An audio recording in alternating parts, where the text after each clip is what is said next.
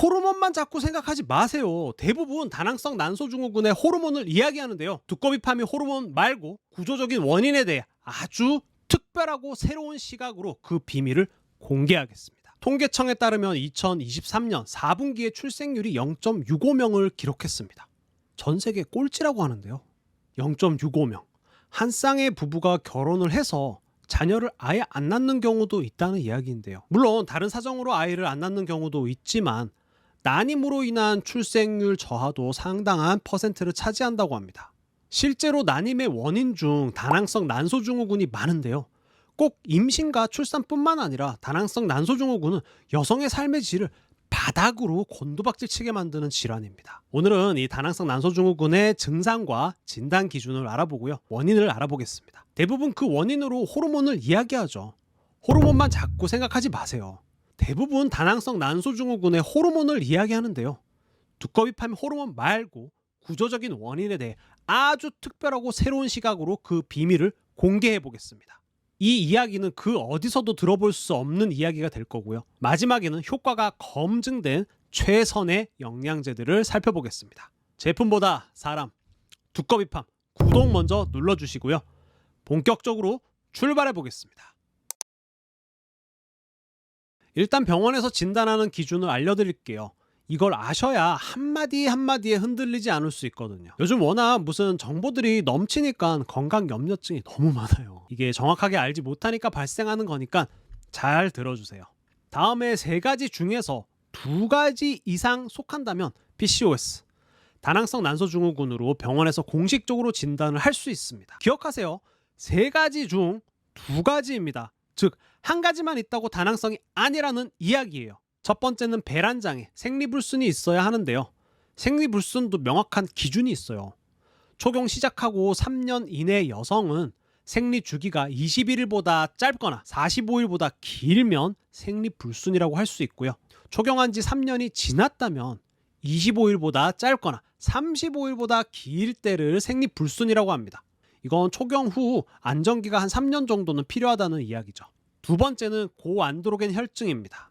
안드로겐은 남성 호르몬인데요. 실제로 혈액 검사상 높게 나타나거나 증상이 나타나는 걸로 판단할 수 있습니다. 여드름이 나거나 다모증, 털이 날 수 있죠.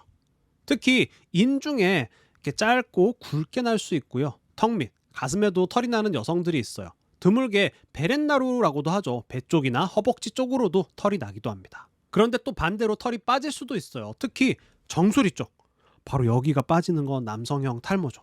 슬프게도 정수리가 빠집니다. 그리고 겨드랑이나 사타구니가 까맣게 되는 흑색 가시세포증이 생길 수 있어요. 이런 경우 아무리 미백연고를 발라도 소용이 없습니다. 그리고 마지막 진단 기준이 초음파상으로 다낭성의 소견이 있는 경우입니다. 자, 그러니까 우리 건강검진을 했는데 의사 선생님이 다낭성기가 좀 있네요 라고 해도 아직은 너무 걱정하지 마세요. 3가지 중 2가지 이상이 해당해야 다낭성이라고 했잖아요. 따라서 초음파에서 다낭성이 보이더라도 아닐 수 있다는 이야기입니다. 그렇다고 너무 손 놓고 있으면 안 되겠죠. 뒤에 영양제 그리고 생활습관편을 꼭 이어서 보셔야 합니다. 이번에는 증상을 한번 볼까요?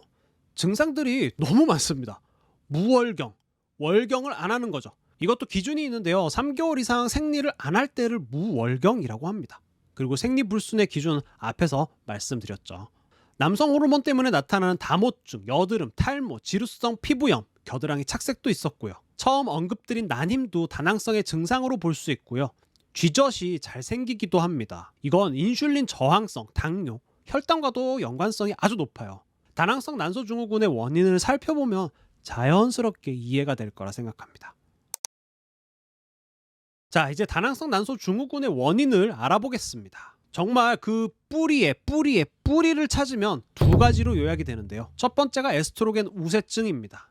에스트로겐은 여성 호르몬입니다. 우세증이라는 건 절대적으로 많다는 게 아니라 상대적으로 많다는 개념입니다. 그러면 뭐랑 비교가 되는 걸까요?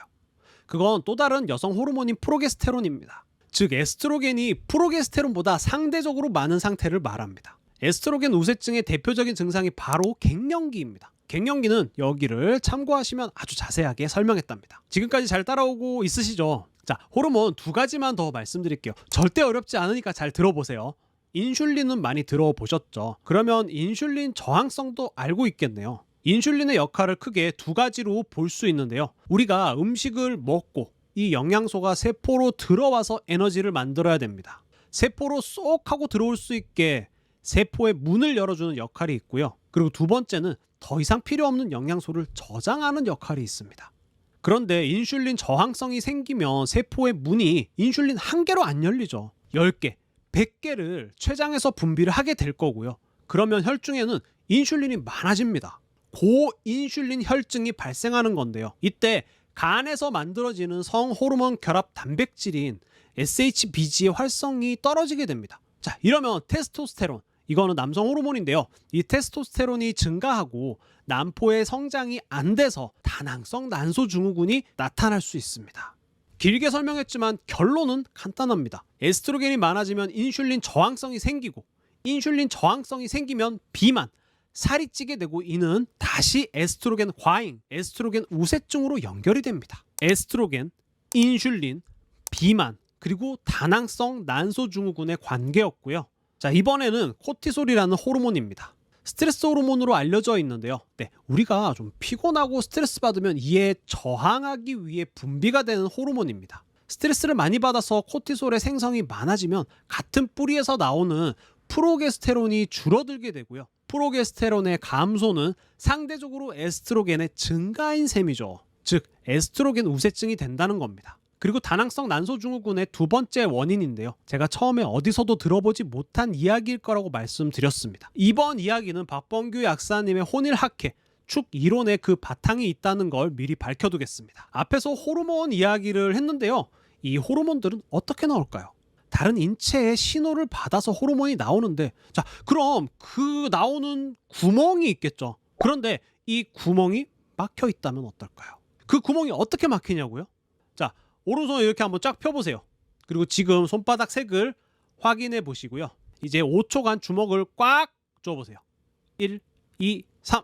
네, 이제 펴보세요. 색이 바뀌는 거 보이시나요? 자, 이게 구멍이 막혔다가 열린 거잖아요. 네, 우리가 주먹을 꽉 쥘 때는 근육이 과긴장을 한 거고요. 폈을 때는 근육이 이완이 돼서 구멍이 열린 거예요. 이게 우리 호르몬에도 동일하게 적용이 되는 거죠. 그러면 난소가 있는 아랫배 쪽으로 크게 지나가는 근육이 하나 있는데요. 허리, 척추에 붙어서 아랫배를 관통해서 허벅지에 붙는 장요근입니다. 이 장요근을 풀어주는 것이 막힌 구멍을 열어주는 의미가 됩니다. 골반 스트레칭이나 장요근 스트레칭이 필요한 지점이죠. 한 가지만 더 설명드릴게요. 우리 몸의 공장이라고 하는 간 아시죠? 간이 제 역할을 못해도 에스트로겐 우세증이 생길 수 있거든요. 왜냐하면 간에서 에스트로겐의 변환이 일어나기 때문입니다. 자, 그런데 간이 위치하고 있는 이 배가 찌그러져 있으면 간은 제대로 일을 할 수 있을까요? 이렇게 팍 찌부가 되는데, 라운드 숄더, 굽은 어깨, 굽은 등이 그냥 미용상으로만 혹은 근골격계 쪽으로만 연관된 게 아니고요. 간의 기능 저하에도 영향을 미칠 수 있는 거예요. 그래서 바른 자세가 정말 너무너무 중요해요. 지난번 여기 보시면 기능성 소화불량편에 바른 자세의 방법 자세하게 설명드렸어요. 참고해주세요.